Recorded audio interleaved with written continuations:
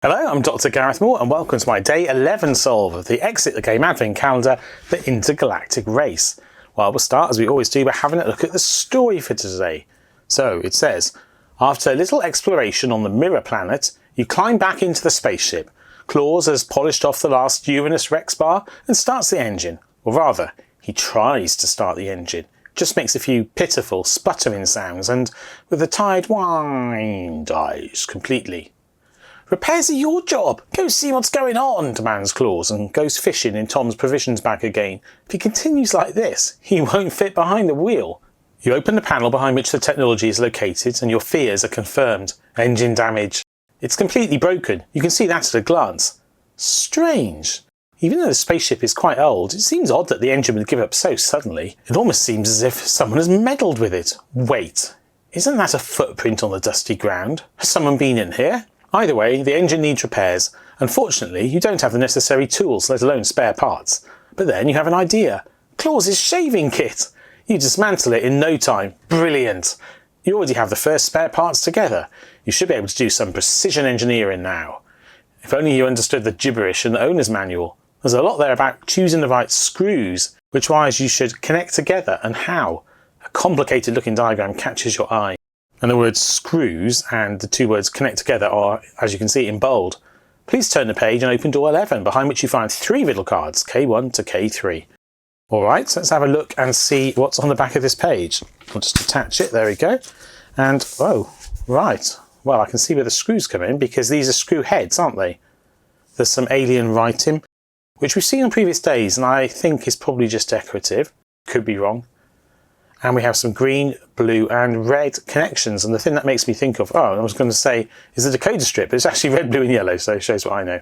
But we are ultimately looking for a 3-digit code to work out where the next door on our calendar is. And talking to the calendar, let's have a look and see what's inside the door for today. All right, well, yesterday we worked out the door 11 was here.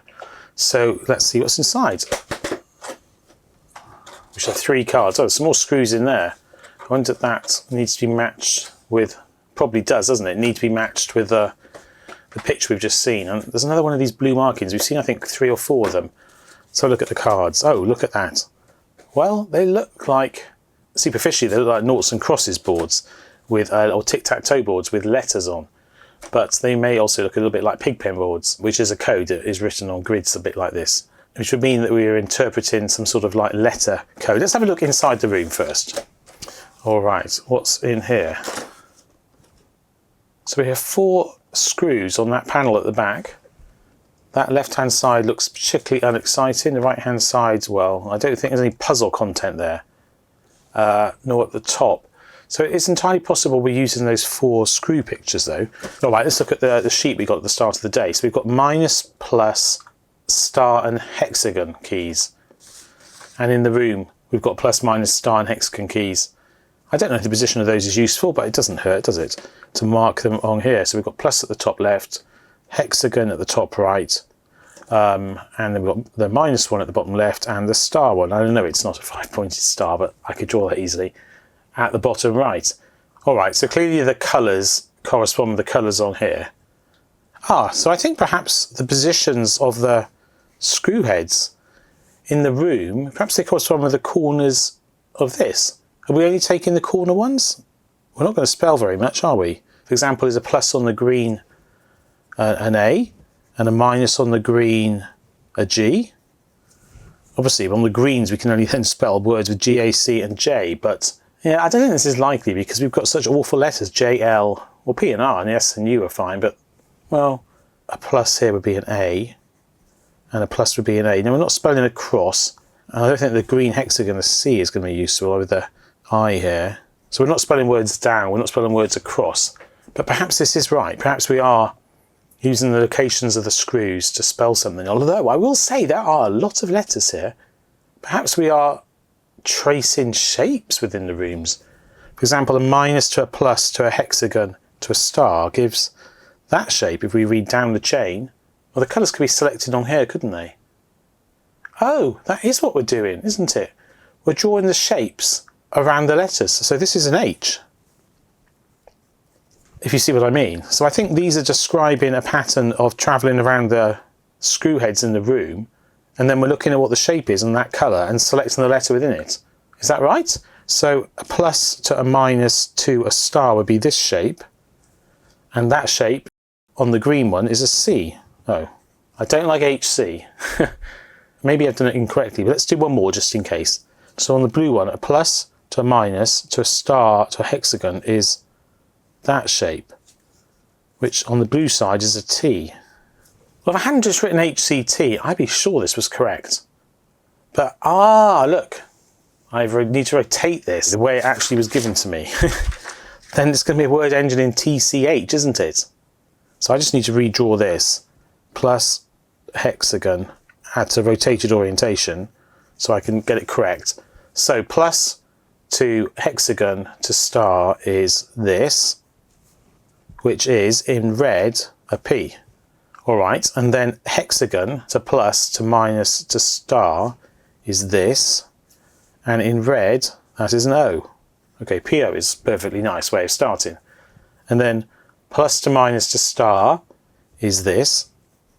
Let's just do the shapes first. Plus to minus to star to hexagon is this. Minus to plus to hexagon to star to minus is a square. I guess anything with 5 is going to be a square, isn't it? And plus to minus to star, I don't need to keep working out the same ones over and over again.